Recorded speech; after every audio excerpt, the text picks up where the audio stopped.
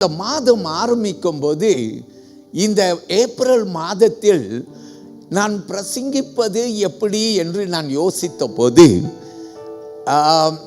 ஒவ்வொரு மாதமும் 4 வாரங்கள் இருக்கிறது. சில மாதங்களில் 5 வாரங்கள் இருக்கிறது. அப்போ நான் என்ன செய்வேன், மே மாதத்திற்கு நான் இப்போதே திட்டம் போடுவேன்.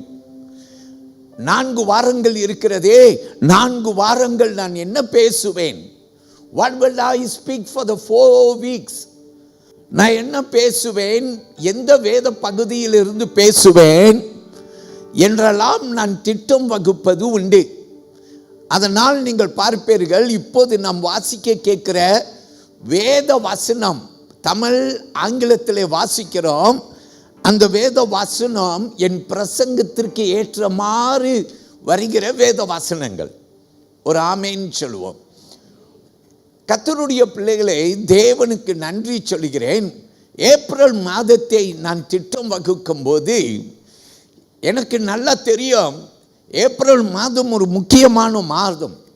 காரணம் என்ன என்றால், நாம் ஏறக்குறைய பாதிக்கும் மேலாக அந்த மாதத்தில் உபவாசத்தை கடந்து போய் கொண்டிருக்கிறோம். சென்ற வாரம் நாம் இயேசுவுடைய உயிர்த்தெழுதல் பண்டிகையை கொண்டாட ஆண்டவர் கிருபை செய்தார். So God is good.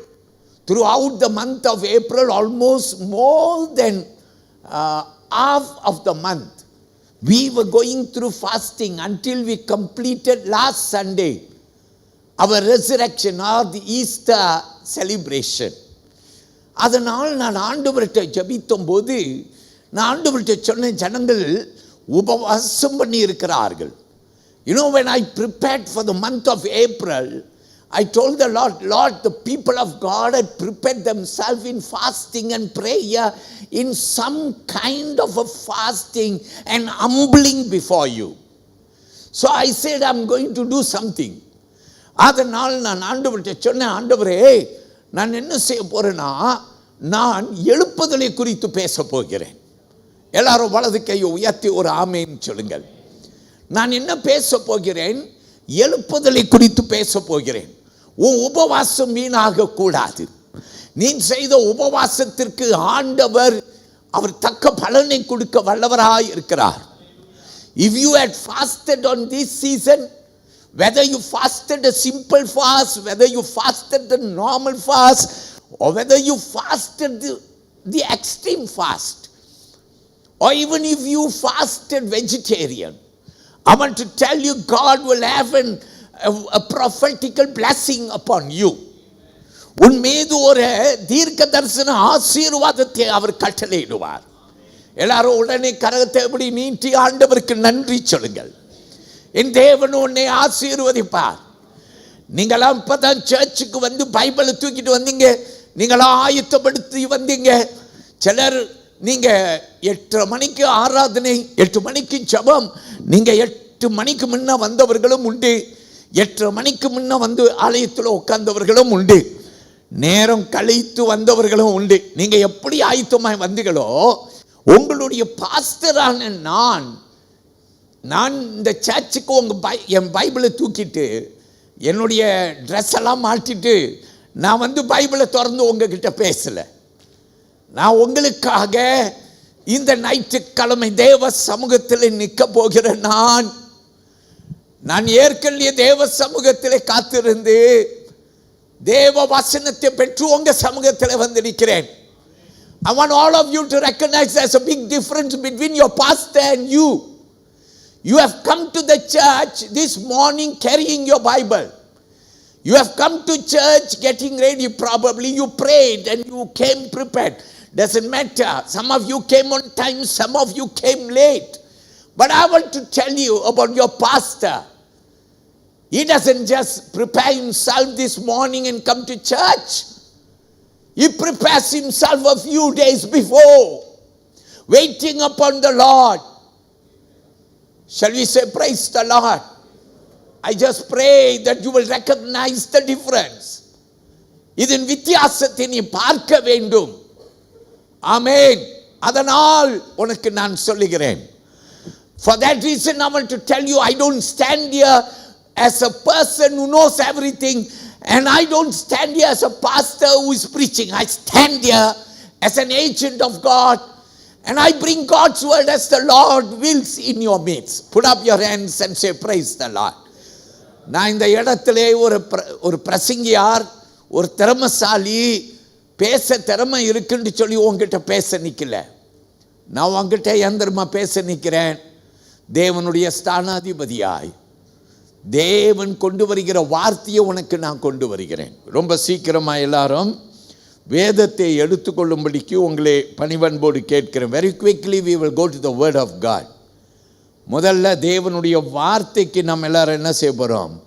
செவி சாய்க்க போகிறோம். ஒரு அல்லேலூயா எல்லாரும் சொல்லுங்கள், ஆமேன். ஆல்ரைட், இன்றைக்கு வாசிக்க கேட்ட வேத பகுதியை கையில் எல்லாரும் எடுத்துக்கொள்ளுமாறு உங்களை அன்போடு நான் கேட்கிறேன். பிரைஸ் தி லார்ட் சொல்லுங்க எல்லாரும், அல்லேலூயா. ஓகே, நம்முடைய வேத வசனம் அப்போஸ்தலர் புஸ்தகத்தில்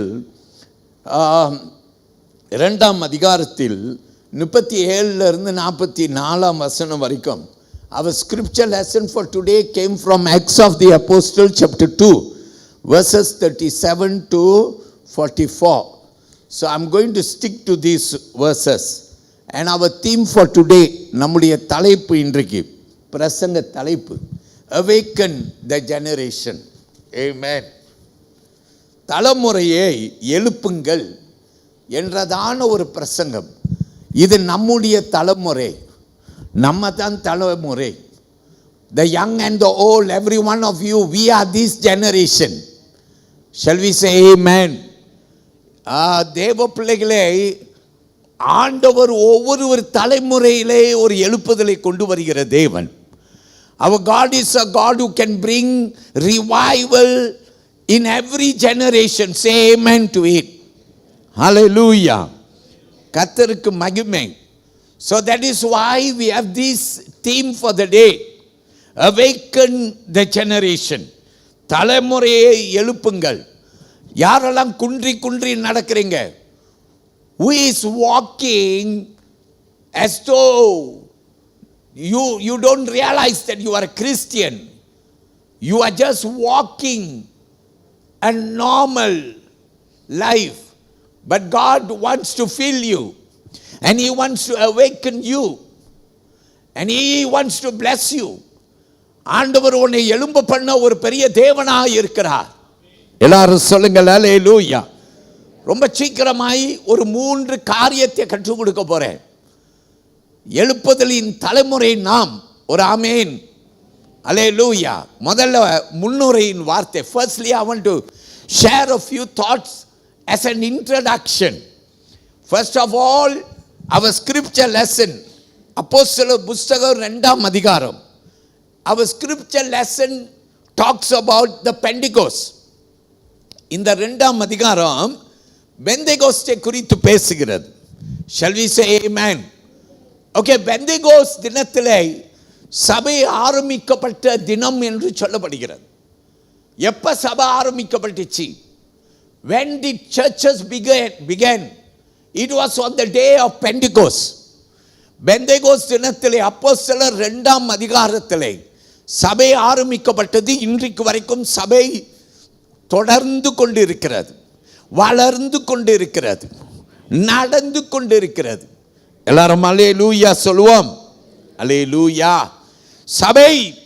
சபையை குறித்து நான் சொல்ல விரும்புகிறது, சபை ஆரம்பிக்கப்பட்ட அந்த பெந்தேகோஸ்த் தினத்தில் முதலாவது நாளிலே, சபை ஸ்தாபிக்கப்பட்ட நாளிலே என்ன நடந்தது? What happened on the first day when the church began, which is the day of Pentecost? What happened? The Holy Spirit was poured upon everyone who was gathered together. வேதம் சொல்லுகிறது, அப்போஸ்தலர் 1ஆம் அதிகாரத்தில் நீங்கள் கவனிக்கும்படி உங்களை கேட்டுக்கொள்கின்றேன். 1ஆம் அதிகாரம் 8ஆம் வசனம். Come with me to chapter 1 and verse 8. It says, but you shall receive power when the Holy Spirit has come upon you, and you shall be witnesses to me in Jerusalem and in all Judea and Samaria and to the end of the earth. Amen. வேத வசனம் சொல்கிறது, நீ வாசியுங்கள் சீக்கிரமாய். பரிசுத்த ஆவி உங்களிடத்தில் வரும்போது நீங்கள் பலன் அடைந்து, நல்ல கவனிங்க, பரிசுத்த ஆவி உங்கள் மீது வந்தபோது நீங்கள் பலன் அடைந்து எருசலேமிலும் யூதேயா முழுவதிலும் சமேரியாவிலும் பூமியின் கடைசி பரியந்தம் எனக்கென்று நீங்கள் எப்படி இருப்பீர்கள்? சாட்சியா இருப்பீர்கள்.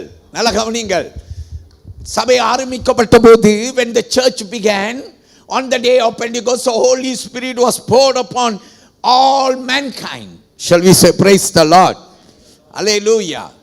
So ஆண்டவர் இயேசு இதை சொன்னார், நீங்கள் பரிசுத்த ஆவியால் பலப்பட்டு. The disciples were weak. சீஷர்கள் பலவீனப்பட்டிருந்து பயந்து இருந்தார்கள். அவர்கள் மேல பரிசுத்த ஆவியானவர் வந்தபோது எல்லாரும் பலன் அடைந்தார்கள். நம்ம எல்லாரும் சொல்லுவோம் அல்லேலூயா. இது எங்கே நிறைவேறினது? யோவேலின் புஸ்தகம் 2ஆம் அதிகாரம் 28வது வசனத்திலே யோவேல் அங்கே தீர்க்க தரிசனமாய் உரைத்தது நிறைவேறினது. What Joel had prophetically spoken was fulfilled on the day of Pentecost. Joel chapter 2 and verse 28. That's what you read. And now let's come again. மறுபடியும் வருவோம். நாம் என்னத்தை குறித்து கற்றுக்கொண்டிருக்கிறோம்? எழுப்புதல் என்று கற்றுக்கொண்டிருக்கிறோம். We are learning about revival. Shall we say hallelujah? My people of God, let me begin like this. Revival is not a program. Nobody can set a program called revival. ஊழியக்காரனுக்கிட்ட ஆண்டவர் பேசினார், இந்த நாள் எழுப்புதலின் நாள். எல்லாரும் சொல்லுங்கள் ஆமென். இது எழுப்புதலின் நாள். அதை நான் உங்களுக்கு உரைத்தேன். ஆனா இது என் நிகழ்வு அல்ல. This is not my program. Revival is not from the pastor. Revival was not from Peter. Shall we say amen? ஐயா, எழுப்புதல் என்பது பேதுரு இடத்தில் இருந்து பெந்தெகோஸ்து தினத்திலே தொடரவில்லை. Though Peter was a vessel, God used him. ஆண்டவர் அவனை பயன்படுத்தினார் ஒரு கருவியாக. ஆனா எழுப்புதலை வரப்பண்ணினது யார்? எல்லாரும் கையை மேலே காட்டுங்க. யார்? நாம் ஆராதனை செய்கிற ஆண்டவர் ஒருவர் தான் எழுப்புதலை கொண்டு வர முடியும். யாரும் இங்க நின்று பாட்டு நடத்தலாம். இன்னைக்கு உலகத்தில் பலர் எல்லாரையும் ஆச்சரியப்படுத்துகிற அளவுக்கு ஆராதனைகள்லாம் நடத்துகிறாங்க. ஆடுறாங்க, பாடுறாங்க, என்னென்னமெல்லாம் செய்கிறாங்க. நம்மளை கவர்ந்து விடுகிறார்கள். சில பாடகர் மன்னர்கள் இப்போது நிறைய எழும்பி விட்டார்கள். யூடியூப்பை திறந்தால் பாடகர்கள் ஏராளம். ஏன்னா நிறைய வாலிப பசங்களுக்கு தெரிஞ்சிருச்சு, நம்ம பாடுனா கொஞ்சம் வைரல் ஆனிச்சுன்னா நம்ம ஃபேமஸ் ஆகிடலாம். அதனால நிறைய பேர் இப்போ பாடகர்களாக எழும்பி விட்டார்கள். அல்லேலூயா, ரொம்ப சந்தோஷம். கர்த்தர் ஒருவனை நடத்தினால் நடத்தட்டும், நல்லது, ஆமென். ஆனால் பிரியமானவர்களை, எழுப்புதலை ஒரு மனுஷன் கொண்டு வர முடியாது. இன்னைக்கு நான் அறிவித்தபடியினால் எழுப்புதல் வராது. எழுப்புதல் எப்போ வரும்னா, when will revival come? Not because pastor has initiated a revival, not because pastor has organized a program called revival. When will revival come? இப்போ நம்ம பார்க்க போறோம். Come very quickly to the book of Acts. அப்போஸ்தலர் 2ஆம் அதிகாரத்திற்கு வாருங்கள். I want you to look at some verses there. அங்கே சில வசனங்களை எனக்கு நீங்கள் கவனிக்கும்படிக்கு உங்களை அழைக்கிறேன். அல்லேலூயா. alright, நீங்க பார்க்கலாம் 2ஆம் அதிகாரத்தில் 14ஆம் வசனம் துவங்கி. If you will go from verse 14, you will see Peter standing up to preach God's word. பேதுரு எழுந்து அவன் என்ன செய்தானாம்? அவன் பிரசங்கித்தான் என்று சொல்லப்படுகிறது. Now he preaches. அவர் பிரசங்கம் பண்றார். யாரு? பேதுரு. இயேசுவை குறித்து பிரசங்கம் பண்ணுகிறார். இப்போ நீங்க 37ஆம் அதிகார வசனத்திற்கு வாருங்கள். Come to verse 37. பேதுருவை கேட்டுக்கொண்டிருந்தவர்கள் அவர்கள் பிரசங்கம் கேட்டு ஆமேன் சொல்லிட்டு போயிட்டாங்களா? ஆமீன். இன்னைக்கு ரொம்ப பேர் நம்மளாம் சர்ச்சுக்கு வரோம். ஒவ்வொரு ஞாயிற்றுக்கிழமை சர்ச்சுக்கு வரோம். பாஸ்டர் பிரசவம் பண்ணிட்டு பாஸ்டர் உங்களை ஆசீர்வதிக்கிறார், அவ்வளோ போதும், சந்தோஷமாக நம்மெல்லாம் போயிடுறோம். ஆனால் பிரசங்கம் பெந்தேகோஸ்து தினத்திலே நடந்த பிரசங்கத்தை பேதுரு பிரசங்கித்த பின்பு ஜனங்கள் மறுமொழி கொடுத்தார்கள். Hallelujah. Today our church service must change. People must respond to God's word. தேவனுடைய வார்த்தைக்கு ஜனங்கள் மறுமொழி கொடுக்கணும். எல்லாரும் ஒரு ஆமென் சொல்லுவோமா? ஜனங்கள் மறுமொழி கொடுக்க வேண்டும். நீங்க பாருங்க 37ஆம் வசனம். Look at Acts of the Apostles chapter 2 and verse 37. It reads like this. Now when they heard this, they were cut to the heart and said to Peter and the rest of the apostles, men and brethren, what shall we do? கேப்போம். இதை அவர்கள் கேட்ட பொழுது இருதயத்திலே குத்தப்பட்டவர்களாகி பேதுருவையும் மற்ற அப்போஸ்தலரையும் பார்த்து, சகோதரரே, நாங்கள் என்ன செய்ய வேண்டும் என்றார்கள். நல்ல கவனிங்க. பேதுரு ஆண்டவர் நியமனங்களை செய்தார். எப்படி நான் ஒவ்வொரு ஞாயிற்றுக்கிழமை சபையில் பாஸ்டராய் பிரசங்கம் பண்றேனோ, அதே போல பேதுரு எழுந்து நின்று ஒரு பிரசங்கத்தை பண்ணினார். ஆனால் ஆண்டவரோ ஒரு மனிதனுடைய உள்ளத்திலே கிரியை செய்கிற தேவன். ஆமென் சொல்லுங்க. ஆண்டவர் உள்ளத்திலே கிரியை செய்வார். ஜனங்கள் இருதயத்திலே குத்தப்பட்டு பேதுரு இடத்திலையும் அப்போஸ்தலர்கள் இடத்திலையும் கேட்டார்களாம், நாங்கள் என்ன செய்ய வேண்டும்? வலது கையை உயர்த்தி ஒரு ஆமென் சொல்லுங்கள். I want you to look very carefully. Peter was only a preacher.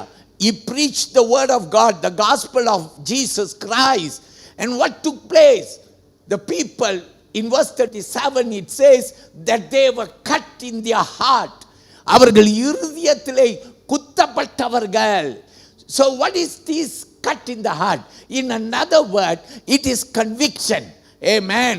குத்தப்பட்டு இருதயத்திலே. அப்பனா இருதயத்திலே ஏவப்பட்டார்களாம், இருதயத்திலே ஆண்டவர் பேசினாராம், இருதயத்திலே தொடப்பட்டார்களாம். வலது கையை உயர்த்தி ஒரு ஆமென் சொல்லுங்க. ஐயா, நீ சர்ச்சுக்கு வந்துட்டு போற, ஆனா தொடப்படாம போற, உன் போனை கையில் எடுத்து போனை பார்த்துட்டு நீ போற. நீ எழுத சொன்னா வசனத்தை எழுதாம உரப்படங்களை வரைந்து கொண்டிருக்கிறாய். யாரையோ நீ கவனித்து கொண்டிருக்கிற, அந்த கவனித்து கொண்டிருக்கிற ஆட்களின் நபரின் முகச்சாடையை வரைந்து கொண்டிருக்கிறாய். அடுத்த வாரம் நான் வரும்போது நான் அந்த கொண்ட மாதிரியே கொண்ட போட்டு வரப்போறேன். அதனால என் சலூன்காரிச்சிட்ட நான் காட்டுனேன். நான் எப்படி காட்டுனேன்? தபார் இப்படி எனக்கு கொண்டை வேணும்னு சொல்லி அந்த கொண்டையே பார்த்து கொண்டு இங்கே நீ வார்த்தையை விட்டு விட்டாயே. அருமையான தேவ பிள்ளையை நலமாய் கேள். கர்த்தர் உன் கூட பேசும்படி விரும்புகிறார். God wants to speak to you. Say amen. எல்லாரும் சத்தமாய் சொல்லுங்கள் அல்லேலூயா. அவர் உன்னோடு பேசி கொண்டிருக்கிறார். ஆண்டவர் பேசுகிற ஒரு தேவன். அந்தந்த காலத்துக்கு அந்தந்த தலைமுறைக்கு ஆண்டவர் பேசுகிறவர். இந்த தலைமுறைக்கு நம்ம பிரைஸ் இம்மானுவேல் அசெம்பிளியில் கர்த்தர் ஒரு பெரிய அசைவை கொண்டு வருவார் என்று விசுவாசிக்கிறவர்கள் வலது கையை உயர்த்தி ஒரு ஆமென் சொல்லுங்கள். அல்லேலூயா. தேவன் பெரியவர். அருமையான தேவ பிள்ளையே, எழுப்புதல் எப்போ வந்துச்சு தெரியுமா? இருதயத்திலே குத்தப்படும் போது. You know when did revival come? When they were cut in their heart. So I want to tell you, people of God, revival is not from Peter. Revival is not from your pastor. Revival is not from the servant of God.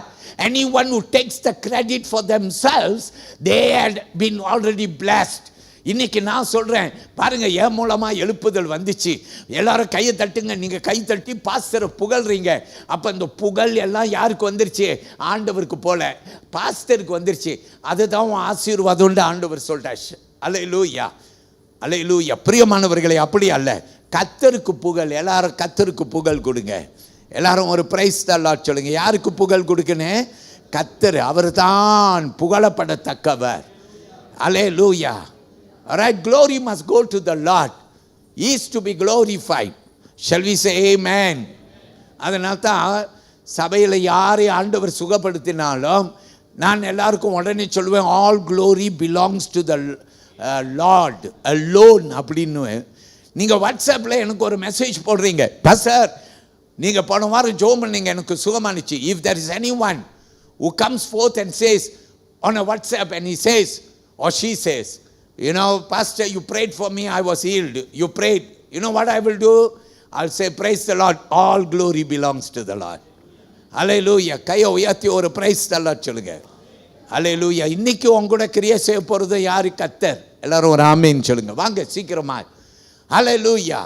தேவன் நம்மை ஆசீர்வதிப்பார். இப்படி நீங்க பைபிள்ல நிறைய இடத்துல பார்க்கலாம். In many places you can see revival took place. That's why I'm speaking about revival in our generation. இன்றைக்கு நம்முடைய தலைமுறையிலே ஒரு எழுப்புதல். எல்லாரும் ஆமென் சொல்லுங்கள். அல்லேலூயா. அருமையான தேவ பிள்ளைகளே, பைபிள்ல நிறைய இடத்துல எழுப்புதல் வந்த நேரங்கள் உண்டு.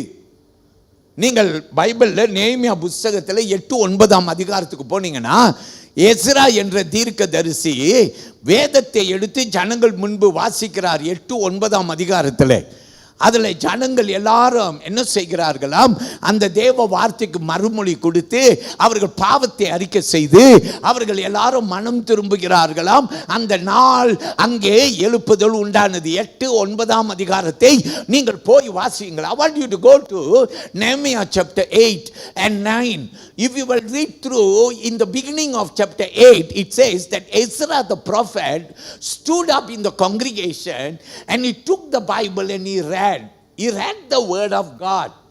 தேவனுடைய வார்த்தையை வாசித்தான் என்று வேதம் சொல்கிறது. அவன் வாசித்த போது the people responded to the word of God.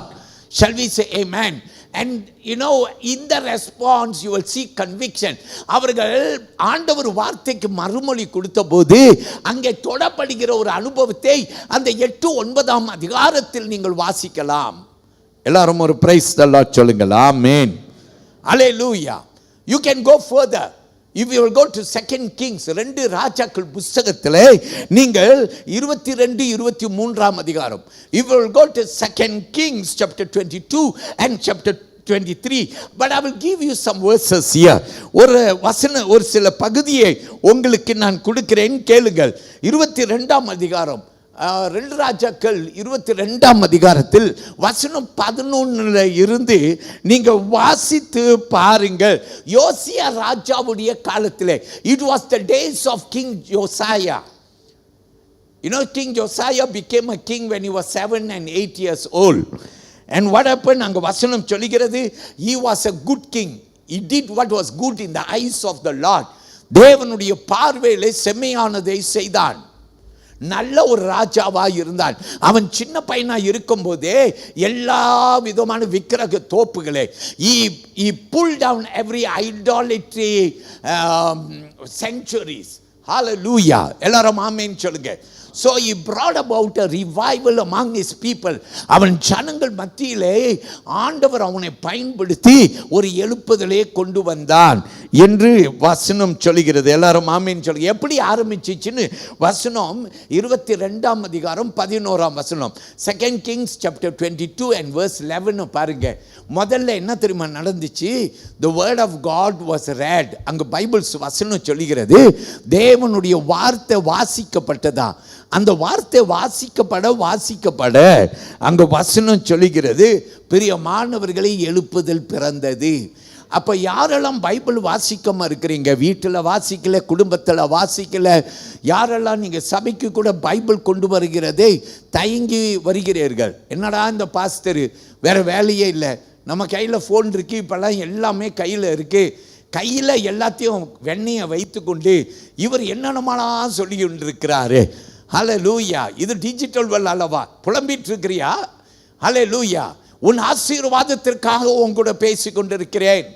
ஒரு 2 மணி நேரம் உன் கையில் உன் பைபிளை கொண்டு வந்து உன் பைபிளை திறந்து உன் பைபிளை நீ வாசிக்கிறதுக்கு உனக்கு முடியலனாக்கா, அருமையான தேவனுடைய பிள்ளை, after all I'm asking you to bring your Bible. It is just about 2 hours that we spend in the presence of the Lord. Is it not right for us to have the Bible with us? Shall we say amen? If you are arguing about having your digital phone to refer to your Bible, then I want to tell you, men of God, people of God, will you not have your Bible with you? Because God wants to look at you of your intentions. Hallelujah. So people of God, கர்த்தர் நம்ம எல்லாரையும் ஆசீர்வதிப்பாராக. ஒரு 3 பாடத்தை உங்களுக்கு நான் கற்பித்து தருகிறேன், என்னை கேளுங்கள். வசனம் 37 இருந்தே ஆரம்பிக்கலாம். Let's begin from Acts of the Apostle chapter 2 verse 37. It says, now when they heard this, they were cut to the heart and said to Peter and the rest of the apostles, brother, what shall we do? அவர்கள் வார்த்தையை கேட்டபோது அவர்கள் இருதயத்தில் குற்றப்பட்டவர்களாக அவர்கள் அப்போஸ்தலர்களை நோக்கி, நாங்கள் என்ன செய்ய வேண்டும் சகோதரர்களே என்று அவர்களிடத்தில் கேட்டார்களாம். ஆமென் சொல்லுங்க, அல்லேலூயா. அப்போ எழுப்புதல் எப்போ தெரியுமா வரும்? ஐயா, கார் இருக்க, கார் இந்த காருக்கு ஸ்பார்க் பிளாக் இருக்குது, சரியா? கியர் உள்ள கார். நம்ம என்ன செய்கிறோம்? காரை ஸ்டார்ட் பண்ணுறோம். அந்த காரை ஸ்டார்ட் பண்ண உடனே ஸ்பார்க் பண்ணுது. ஸ்பார்க் பண்ணும், இக்னைட் பண்ணுது. ஸ்பார்க் பண்ண உடனே கார் சிக் சிக் சிக்குன்னு ஆரம்பிக்குது. ஆமேன்னு சொல்லுங்க. அதே போல தான் எழுப்புதலை குறித்து கர்த்தர் பேசும்போது அவர் நம்மோடு கூட சொல்லுகிற வார்த்தை என்ன என்று நாம் எல்லாரும் கவனிக்க வேண்டும். ஆமேன். பிரியமானவர்களே, உன் இருதயத்தில் குத்துறாரு பத்தியா, அதான் ஸ்பாக்கு. ஆமேன். யாரெல்லாம் இன்னைக்கு சர்ச்சுக்கு வாரீங்க, நீங்கள் வர மாதிரியே போறீங்க, ஒரு சின்ன மாற்றம் கூட இல்லை. நீங்கள் போனால் அதே மாதிரி தான் பேசுகிறீங்க, அதே மாதிரி தான் நடக்கிறீங்க, அதே பாவனையில் தான் வாழ்கிறீங்க. அப்படி என்றால் பிரியமானவர்களே, உன் வாழ்க்கையில் இன்னும் அந்த ஸ்பார்க் இன்னும் இல்லை. There's no spark yet. But I want to tell you, when there is a spark, a conviction within you, உனக்குள்ளார ஒரு தூண்டுதல் உண்டாகும் போது எழுப்புதல் நம்முடைய மத்தியிலே உண்டாகும். எல்லாரும் அல்லேலூயா சொல்லுவோம். Look at verse 36. 36வது வசனத்தை கவனியுங்கள். Therefore let all the house of Israel know assuredly that God has made this Jesus whom you crucified both Lord and Jesus Christ. கேப்போம். ஆகையினால் நீங்கள் சிலுவையில் அறைந்த இந்த இயேசுவையே தேவன் ஆண்டவரும் கிறிஸ்துவுமாய் இருக்கிறார் என்று இஸ்ரவேல் குடும்பத்தார் யாவரும் நிச்சயமாய் அறிய கடவார்கள் என்றார். எல்லாரும் ஆமென் சொல்லுவோம். நல்ல கவனிங்க. ஒரு எழுப்புதல் எப்போ வரும்னா, இருதயத்தில் குற்றப்படும் போது. அந்த இருதயத்தில் குற்றப்படும் போது என்ன உண்டாகும்னா, பாவ உணர்ச்சி உண்டாகும். When we are convicted in our heart, when our hearts are stirred, you know what happens? We are convicted of our sin. நம்முடைய பாவத்தை ஆண்டவர் நம்மிடத்திலே அவர் கண்டிக்கிறார். ஆமென் சொல்லுங்கள். அல்லேலூயா. இன்னைக்கு ரொம்ப பேர் நம் பாவத்தோடு வரும், பாவத்தோடு போகிறோம். ஆண்டவர் நமக்கு சொல்லுகிற வார்த்தை, ஒரு எழுப்புதல் வரத்தக்க இன்றைக்கு அந்த ஸ்பார்க் என் பிரியமான தேவனுடைய பிள்ளைகள், முதல் வார்த்தை இருதயத்தில் குற்றப்பட்ட இருதயம். Number 1, a heart pierced by conviction, அல்லது தமிழில் இருதயத்தில் குத்தப்பட்டவர்களின் கூக்குரல் என்ற ஒரு தலைப்பை நான் கொடுத்திருக்கிறேன். ஆமென் சொல்லுங்களேன். அல்லேலூயா சொல்லுங்களேன் எல்லாரும். அல்லேலூயா. கர்த்தருடைய பிள்ளையை இருதயத்திலே குத்தப்பட வேண்டும். நிறைய பேர் இருதயத்திலே குத்தப்பட்டார்கள். அல்லேலூயா. வேசி ஒருவள், யோவான் 8ஆம் அதிகாரத்தில் முதல் 11 வசனத்திலே வாசிக்கிறோம். You will read about a woman who was caught in adultery. அவள் பிடிபட்டாள். அவளை இயேசுகிட்ட கொண்டு வந்தார்கள். அவரை கொண்டு வந்து இவள் விபச்சாரத்திலே பிடிபட்டாள் என்று சொல்லி கொண்டு வந்து நிறுத்தினார்கள். இயேசு என்ன தெரியுமா சொன்னார்? உங்களில் ஒருவனும் பாவம் இல்லாதவன் அவள் மேலே கல்லை எடுத்து அடிக்க சொன்னார். எல்லாரும் அந்த இடத்தை விட்டு போய்விட்டான். ஏன்னா எல்லாரும் பாவம் செய்தவன். ஆமேன். இயேசு அப்போ அவளை பார்த்து சொன்னார், மகளே போ, இனி பாவம் செய்யாதே என்று சொன்னார். எல்லாரும் ஆமேன் சொல்லுங்க. அவ வாழ்க்கையில அன்றைக்கு எழுப்புதல். ஆமேன். That day was a revival day for that woman. Shall we say praise the Lord? இப்படி பைபிளில் நிறைய இடத்துல நாம் பார்க்கலாம். நாம் லூக்கா 19ஆம் அதிகாரம், Luke chapter 19, you will go to Zacchaeus. He only wanted to see Jesus. He climbed up the tree and he was only observing Jesus passing by. But Jesus knew that he was ready to salvation. So he stood by the tree. Jesus stood by the sycamore tree. இயேசு அந்த காட்டத்தின் மரத்திற்கு கீழே நின்று, சகையுவை நீ இறங்கி வா, இன்னைக்கு நான் உன் வீட்டுக்கு வரணும். உடனே சகையு வாழ்க்கை மாறிடுச்சு. ஆமேன்னு சொல்லுங்க. Immediately Zacchaeus had a conviction. You know what conviction made him to do? He said, I will return back. If I have cheated, I will return back in 4 times more. Amen. நாளந்தரியாய் நான் என்ன செய்வேன்? நான் எல்லாரையும் ஏமாத்தினவர்களுக்கு கொடுத்துருவேன். அல்லேலூயா. பிரியமான தேவ பிள்ளையே, ஆண்டவர் உன்னை ஆசீர்வதிப்பார். வேதம் இப்படியாய் கற்றுக்கொடு, நிறைய இடத்துல கற்றுக்கொடுது. சங்கீத புஸ்தகத்திலே 51ஆம் சங்கீதத்துக்கு போனீங்கன்னா, தாவீது ஆண்டவர்கிட்ட அழுகிறார். ஐயோ பாவம் செஞ்சுட்டு ஆண்டவரேன்ட்டு அந்த பாவம் உணர்த்துவதோடு தாவீது அந்த சங்கீதத்தை எழுதுறான். But look at verses 4. It says, அந்த வசனத்திலே நீங்க கவனிங்க, ஆண்டவரே நான் உமக்கு நேராக பாவம் செய்தேன் என்று வசனம் 4 தாவீது அழுகிறார். 10வது வசனத்தை பாருங்க. அவர் சொல்லுகிறார், சுத்த இருதயத்தை எனக்குள்ளார சிருஷ்டியுங்க. Look at verse 4. David cries and he says, Lord, I have sinned against you. And if you will go to verse 10, he says, Lord, create in me a clean heart, O Lord. Because we as human beings, we are sinners. We are prone to sin. We are always attracted to sin. But then look at David. David was one who cried out and he said, Lord, I have sinned, but I have sinned against you. Create in me a clean heart. ஆண்டவரே உமக்கு விரோதமா பாவம் செய்தேன், சுத்த இருதயத்தை எனக்கு தாரும். எல்லாரும் ஒரு ஆமென் சொல்லுங்க. ஹல்லேலூயா. என் பிரியமான கர்த்தருடைய பிள்ளையே, இது number 1. Number 2, I want to talk to you. இரண்டாவது வேத வசனம் நமக்கு சொல்லுகிறது, a life transformed by repentance. வசனம் சொல்லுகிறது,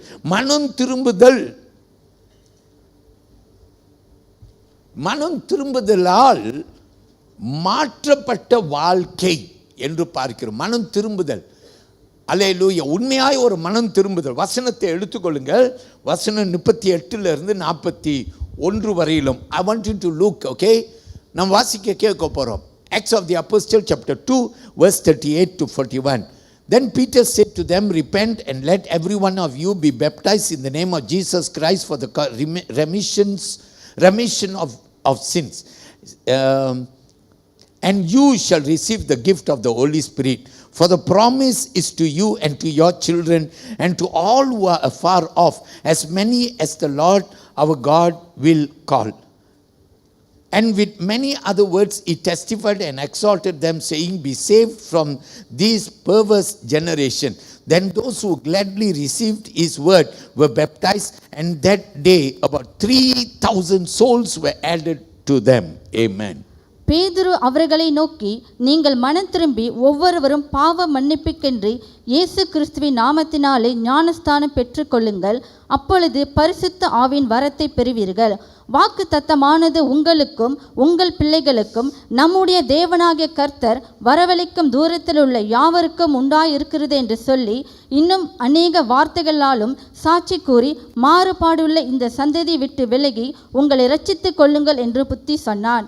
அவனுடைய வார்த்தையை சந்தோஷமாக ஏற்றுக்கொண்டவர்கள் ஞானஸ்தானம் பெற்றார்கள். அன்றைய தினம் ஏறக்குறைய 3000 பேர் சேர்த்து கொள்ளப்பட்டார்கள். எல்லாரும் ஆமென் சொல்லுவோம். நல்ல கவனிங்க, பைபிள் வசனம் நமக்கு சொல்லுகிறது, a life transformed by repentance. Amen. மனம் திரும்புதலினால் மாற்றப்பட்ட வாழ்க்கை. எப்போ மாற்றம் வரும்? மனம் திரும்புதல் வரும்போது. ஏன்னா பேதுரு அங்கே சொன்னார், நாங்கள் என்ன செய்ய வேண்டும்? What should we do? When they asked that question, Peter said, repent and be baptized. Amen. மனம் திரும்புங்க. யாரெல்லாம் இன்னும் மனம் திரும்பலை, யாரெல்லாம் இன்னும் ஞானஸ்நானம் எடுக்கலை, உடனே இயேசுவை ஏற்றுக்கொள், பாவத்தை அறிக்கை செய், ஞானஸ்நானத்துக்கு உன்னை ஒப்புக்கொடு. Immediately, any one of yours who are seated here in the church, you have not given your life to Jesus yet. The Bible calls you to repent. If you are asking a question, what I will do, then this is what Peter advises. He says, repent and be baptized. Amen. Accept Jesus as your Lord. இயேசுவே உன்னுடைய ஆண்டவராக நீ என்ன செய்? ஏற்றுக்கொள். அப்போது என்ன உண்டாகும்? பிரியமானவர்களே, நம்முடைய வாழ்க்கையில மாற்றம் உண்டாகும். எல்லாரும் சொல்லுங்க ஹல்லேலூயா. When you repent and when you are baptized, and then comes a big transformation in our lives. Shall we say amen? The best example is Paul himself, who was Saul. பவுலே நமக்கு ஒரு பெரிய மாதிரிங்க. ஏன்னா பவுல் சவுலாய் இருந்தபோது டமஸ்கு வழியில கிறிஸ்தவர்களை கொலை செய்யும்படிக்கு போனான். He was on his way to Damascus to kill the Christians. All right, that is when Jesus appeared to him. ஆண்டவர் அவனுக்கு வெளிப்பட்டார். அப்போஸ்தலர் 9ஆம் அதிகாரத்தில் you can read through in first 19 verses in chapter 9 first 19 verses-ல நீங்க கற்றுக்கொள்ளலாம். என்ன ஆண்டவருடைய வார்த்தை அவனுக்கு வருகிறது. அவன் குருடனாய் விடுகிறான். அப்புறம் அவன் ஞானஸ்நானம் எடுக்கிறான், மனம் திரும்புகிறான். Look at the process that Saul went through. Before he became Paul, he was blind, then he repented, then he was baptized, my people of God, and then he became Paul. அவன் பவுலாக மாறினான். கடைசியாக மூன்றாவது காரியத்தை நான் உங்களோடு கற்றுக் கொடுக்க போறேன். I want to teach you the fourth thing, a third thing, a community united in faith. விசுவாசத்தில் ஒன்றுபட்ட ஒரு சமூகம் என்று சொல்லி உங்களுக்கு ஒரு தலைப்பு. Let us read verse 42 to 44 and வசனங்கள் 42 44. And they continued steadfast in the apostles' doctrine and fellowship, in the breaking of bread and in prayers. Then fear came upon every soul, and many wonders and signs were done through the apostles. And all who believed were together and had all things in common. நாம் கேட்போம். அவர்கள் அப்போஸ்தலருடைய உபதேசத்திலும் அந்யோன்யத்திலும் அப்பம் பிட்கிறதிலும் ஜெபம் பண்ணுதலிலும் உறுதியாய் தரித்திருந்தார்கள். எல்லோருக்கும் பயம் உண்டாயிற்று. அப்போஸ்தலர்களாலே அநேக அற்புதங்களும் அடையாளங்களும் செய்யப்பட்டது. விசுவாசிகள் எல்லோரும் ஒருமித்திருந்து சகலத்தையும் பொதுவாய் வைத்து அனுபவித்தார்கள். ஆமென். எல்லாரும் அல்லேலூயா சொல்லுவோம். Look at the three things that is said over there. In verse 42, and they continued steadfast in the apostles' doctrine and fellowship, and in breaking of bread, and in prayer. Shall we say amen? They were all together. வசனம் சொல்லுகிறது, அவர்கள் ஒருமித்து என்ன செய்தார்களாம்? அப்போஸ்தலர்களுடைய உபதேசத்திலும் அந்யோன்யத்திலும் அவர்கள் அப்பம் பிக்குதலிலும் ஜெபத்திலும் தரித்திருந்தார்கள். ஹல்லேலூயா. இப்படி தான் வேத வசனம் நமக்கு சொல்லுகிறது. கர்த்தருடைய பிள்ளையே, நீங்களும் நானும் கர்த்தரை மகிமைப்படுத்தும்படிக்கு கர்த்தர் நம்மை அழைக்கிறார். ஒருமித்து இந்த சபை செயல்பட வேண்டும் என்று கர்த்தர் விரும்புகிறார். God wants our church to be keeping together in revival. Amen. நான் முடிக்கும் சொல்ல விரும்புகிறேன், நம்ம சர்ச் சின்னதாக இருக்கும்போது 27 years back, our church only began with a handful of us. It was just about 5 to 10 of us. And I want to tell you, we only gathered in a small house. ஒரு சிறிய வீட்டில் நாம் முதல்ல கூடினோம். அதன் பின்பு இன்னொரு வீட்டில் கூடினோம். அப்புறம் இதே வட்டாரத்தில் நாம் 2வது மாடியில் பண வசதியெல்லாம் இல்லாத போது ஒரு 30 பேர் அடங்கின ஒரு சபையாக 27 years back, we were in 2 different homes having our worship with just a handful of us.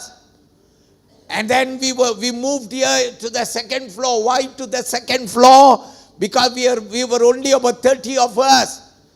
And we could not even pay the rental for the month. But today, look what God has done in our midst. Shall we say praise the Lord? அன்றைக்கு நாம் எப்படி தெரியுமா இருந்தோம்? 10 பேர் 30 பேராக இருந்தவர்கள் சுவிசேஷத்தை கொண்டு சென்றோம். பார்க்குற ஆள்கிட்டலாம் பேசினோம். பார்க்குற ஆள்கிட்டலாம் ஆண்டவரை குறித்து அறிவித்தோம். அருமையான தேவ பிள்ளையே, இந்த சுவிசேஷம் உனக்கும் வீட்டுக்கும் மட்டுமல்ல, இந்த தேசத்துக்கு இந்த சுவிசேஷம். யார் இந்த தேசத்துக்கு அறிவிப்பா? நீ இல்லை என்றால் யார்? அருமையான தேவ பிள்ளையை, எழுப்புதல் நம்முடைய மத்தியிலே உண்டாகும். இன்றைக்கு கர்த்தர் இந்த இடத்திலே, நான் ஆண்டவர்கிட்ட ஒரு விண்ணப்பம் செய்த, ஆண்டவரே இந்த இடத்துல உங்களுடைய ஆவியை ஊற்றுங்க ஆண்டவரே. யோவேல் புஸ்தகத்தை இப்போ எடுத்துக்கொள்ளுங்கள். Joel, the book of Joel, take the book of Joel chapter 2. I call you to come to verse 28 if I not mistaken. Alright, Joel chapter 2 and verse 28. யோவேலின் புஸ்தகம் 2ஆம் அதிகாரம் 28ஆம் வசனம். ரைட், வாசிங்களம்மா முதல்ல. அதற்கு பின்பு நான் மாம்சமான யாவர் மேலும் என் ஆவியை ஊற்றுவேன்.